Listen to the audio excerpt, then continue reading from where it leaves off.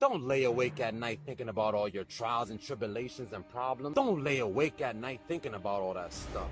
Let the pain and the suffering be your assistant. The pain shows you the most love anybody can out here.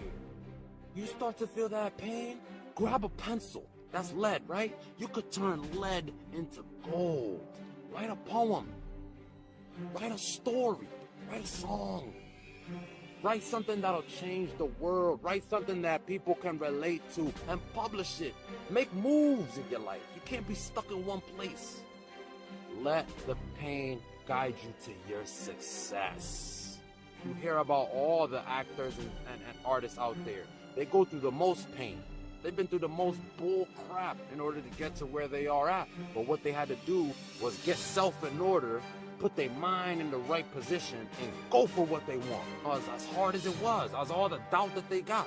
You don't think people are doubting me? I got so many people doubting me out here. But one day will come where I'ma say, do you see me now?